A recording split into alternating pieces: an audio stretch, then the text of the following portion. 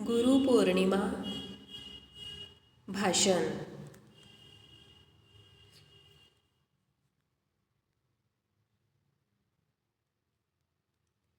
गुरुर्ब्रह्मा गुरुर्विष्णू गुरुर्देव महेश्वरा. गुरु साक्षात परब्रह्मा तस्मै श्री गुरुवे नमः. सर्वप्रथम सर्वांना नमस्कार. गुरुपौर्णिमेच्या शुभेच्छा. आज गुरुपौर्णिमा या निमित्त मी समस्त गुरुजनांना वंदन करते. आपल्या सर्वांच्या जीवनात गुरूंचे स्थान हे खूप महत्त्वाचे आहे व भारतीय संस्कृतीमध्ये देखील गुरूंना ईश्वराचे स्थान दिलेले आहे.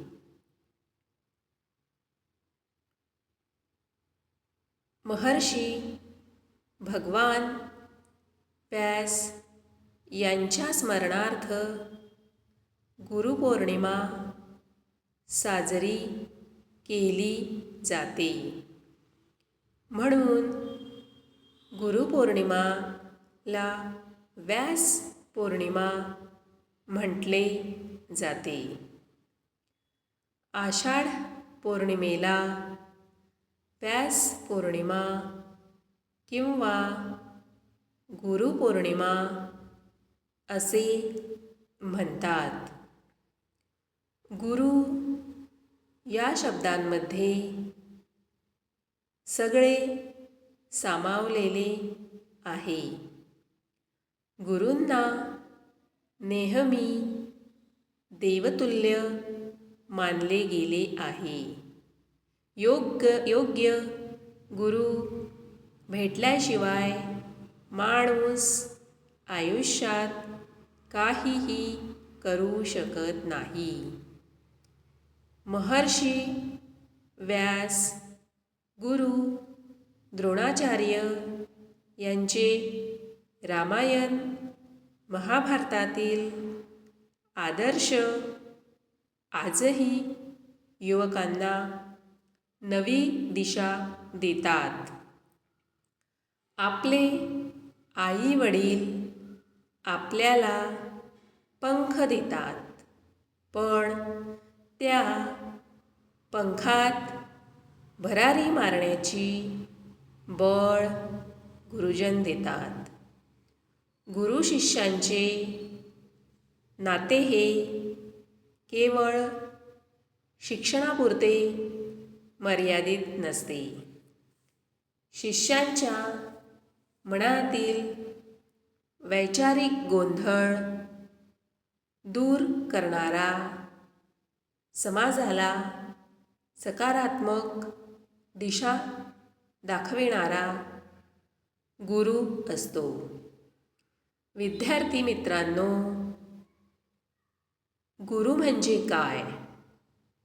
तर जगातले दुःख नाहीसे करण्याची शक्ती. म्हणूनच आजचा हा सण गुरु शिष्यांचा पवित्र नात्याचा सण आहे. गुरुपौर्णिमा हा दिवस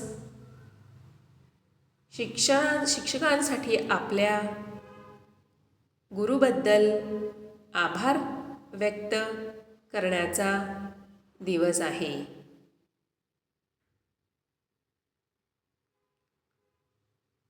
माझ्या सर्व गुरूंना खूप खूप धन्यवाद आणि गुरुपौर्णिमेच्या हार्दिक शुभेच्छा.